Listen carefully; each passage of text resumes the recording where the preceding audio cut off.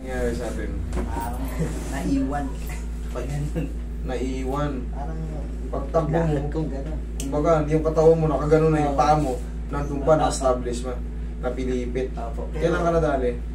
Sakwan na to, master. Saan mo na? Saan ka nahihirapan? Anong hagdan? No regular walk? Any time na ano, paglihis lang. Yung mga regular walk lang yun. Kunyari, normal na lakad lang. Wala po yan. Pero gumagano. Oo, yun, gano'n. Halimbawa, di ba, master, yung footrest natin sa motor, titiklop ko lang, yun. Sakit na. Oo. Sige, higa ka. Gaganon ka lang sa motor. Pag ginanon mo, up! Oo, yun. Parang may matalim na kagad sa loob. Sabagay, hindi naman sasakit to kung di ka napilipit eh. Kaya nga nasabi mo, yung katawan mo nakaganon na, yung paa mo nakasteady pa. Oo. Napilipit.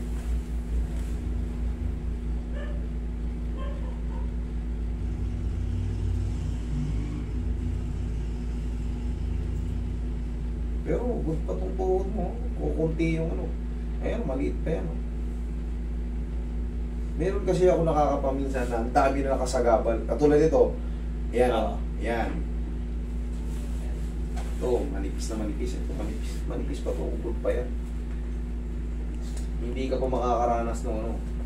Yung kadalasan kasi may mga locks ang tawag dyan eh. May mga malalaking locks. Yung simpleng kilos lang. Pag nagkamalit, parang kang nawala ng power sa tuhod, parang pinalo. Ganun yung pakiramdam pag umipit. Pero to sa'yo, maliit na maliit. Malamang twisted nilang to. Kailangan lang ito maibalik.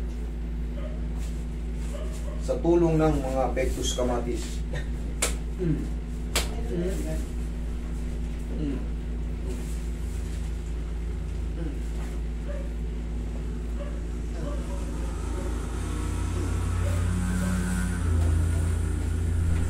Pangatay na ako.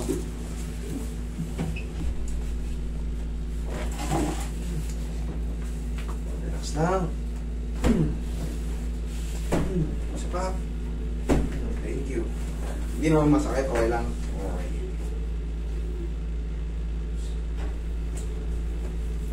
Sumasalo nga po yung kabila. Hindi kasi ito masakit. Oo. Yung malakas, yan ang pang susuporta natin. Wala po. Katagalan, habang tumatagal, nangangawit din sila kasi nga, uncomfortable tong hindi eh. Kumbaga, meron kang iniinda dito eh.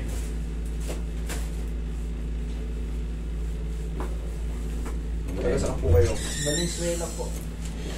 Swell. Nakita ko to sa kaibigan ko eh. Sino? Dayan, taga ano po yun eh. Taga Agonoy. 2000 ano po yun, 2022. Dito siya nagpaano sa Dayan, ngayon nasa ano? sa ibang bansa. Oo. Apo. Naalala ko, nagbebenta pa sa amin ng ano yun eh. Kasi sa Agono may mga crab. Oo. Nakapag-deliver pa ako nung birthday ko. Ayun nga po yun. Inalok niya sa akin medyo mas mura kasi pag galing doon kumpara sa ano. Siyempre doon maraming farm doon sa Agono eh. Opo. Ewan ko, Taiwan na tayo siya. Oo, yun nga po. Tama. Ano ba yun? Opo, opo. Yan. 2022. Sa kanya ko napanood. Agono, Bulacan. Sa lugar na hindi binabaha. Pag umihi yung aso nyo doon, dalawa, magkasunod. Basa na yung kalsada. Kasi may high tide eh. Oo. Nasasabay yun. High tide, tapos kumambo ng konti. Ay, dire-diretso yun. Tingnan mo to. Sipa. Isa pa. Okay, very good. Diretso na to, idol. Saka dyan sa Bulacan. Ayun ang mga ano eh. Maabot dito yung ano, tutod na motor ko. Oh, maharutang. Mogo ba eh? Yan naman eh. Idol, sige, magtatatakbo ka dyan. Tingnan mo. Tingnan mo kung ano yung difference. Oh. Di ba pag ginagano mo, may masakit ka agad? O, eh, magtatatakbo ka. Nagpapabuo ko yung ano, nandun yung customer na isa. Ayos na. Ayos na. Ayos na yan. Okay? Sige. Okay.